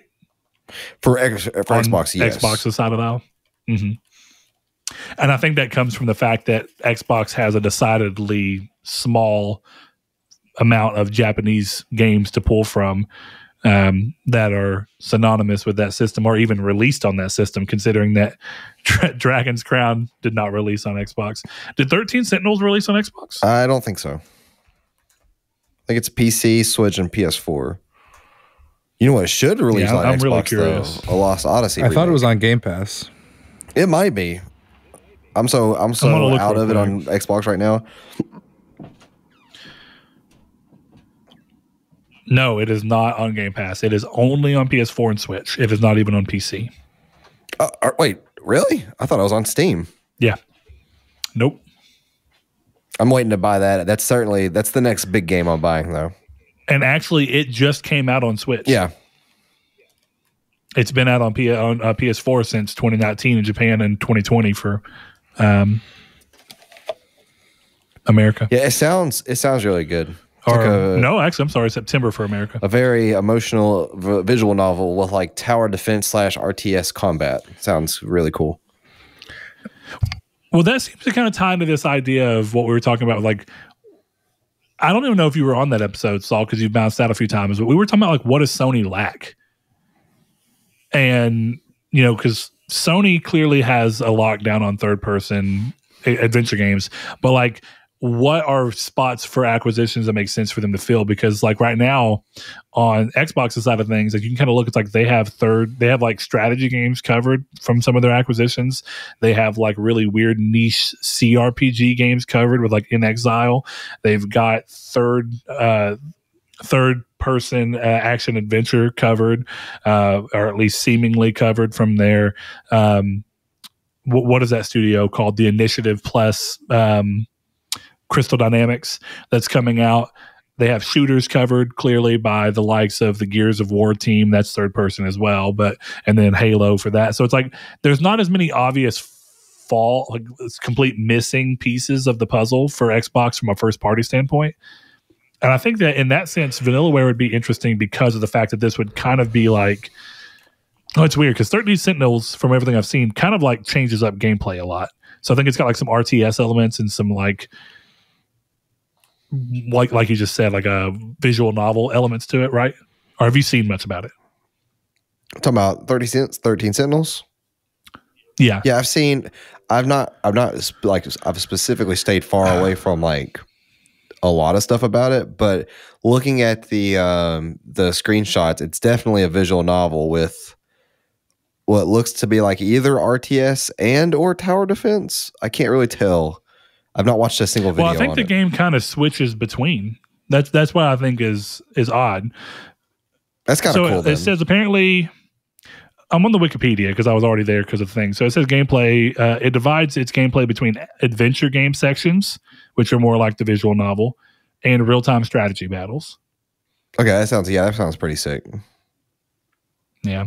So I guess in that sense, that'd probably be my thing. Is like, I just think Sony needs to buy any developer at any level that helps them fill a spot to where they can say we have a first-party answer for that as things continue to get more and more. Acquired, the acquisitions where things man, my brain is really dead on what the word is for it. But as things start to go into smaller and smaller groups of there being less freeware developers, there will always be developers that are going to choose to remain independent or just don't have enough value to be bought. But as there's less of them, I think it makes sense for PlayStation to really look and say, like, can we get these teams and justify their purchase and keep them afloat with reasonable budgets, but still have the culture of PlayStation in these games to where their quality is high enough that we don't feel like we're just buying studios and releasing games under Sony's name, but not keeping to this marketed version of Sony that we've worked to build up where we are very high quality. You know, it's a weird balance to hit, and I'm curious as to what it'll be. But that's all right. We'll see what happens in the long run. Yeah. All right. Well, gentlemen, I think if that's it, then we're going to go ahead and round this episode off. So I appreciate you guys for joining me, Saul, or the ghost of Saul, rather. I hope your corporeal form is back for next week and that we can I'm sure we'll be. Enjoy your face. Chris, thank you for joining me as well. And Saul, you're not here beside me, so it feels kind of weird, but do you want to still round the show off, or do you want me to take that duty? No, I can still do it. For those that don't know what he means by that, this is the shout out part where I let you guys know where you can find us, and you can find us across multitude of platforms. You can go to Twitter at Triangle SQRD. You can find us on Facebook. If you look for Triangle Squared, a PlayStation podcast, there's a Facebook group there. And you can find us across most podcast services. If you happen to find one that we're not a part of, let us know and we'll get on it. And of course on YouTube at youtube.com/Nartech. Speaking of which, we have a very similar URL to that as well. And that's patreon.com/Nartech. For just as little as $1 a month, you can help support us. You can help support us with stuff like studio upkeep, podcast services upkeep, stuff like that gets really pricey on out-of-pocket stuff. But a new mic arm for Saul so I don't throw this thing out my second floor balcony because it's going to happen. It didn't fall over after I tightened it up, but I'm pretty sure I made a mark on my desk. So yucky. That damn mic stand. So, but yeah, and of course, as a added bonus, you get your name read out at the end of every episode. And I forgot Discord. You can join our Discord, which is always in the description below. And you get cool different colors for your names because we're fancy. That's all. You don't get any more, you beggar. That's all you get. So if you'd like to help support us, feel free to head over to any of the websites I mentioned before. Get in our communities, get talking to us. And of course, share. If you like us, reviews and stuff are nice, and sharing is the most popular thing that you could do among our hearts. It gets us into other people's hearts. So we thank you all for 257, and we'll see y'all next week for 258. That sounded like the plot for Kingdom Hearts 4, but a big shout out to Lecheon69, the Lord Corgi, Salvador Garcia, Hammond Egger, Bailey Robertson, Rob Wartpoint, Mark Schutz, Cypher Primus, Jason Clendenning, Kyle Grimm, Rude Days 93, Joshua Lago, Kevin Bacon Bits, Luke Rabbit, Danny Villalobos, Solitary Red, Jehudi MD, Sean, Josh Ayers, Derek Porter, Constantly Kenny, Matthew Green, Sean Santarude, Steven Salazar, Shadowist, and my name is Dan. Thank you all.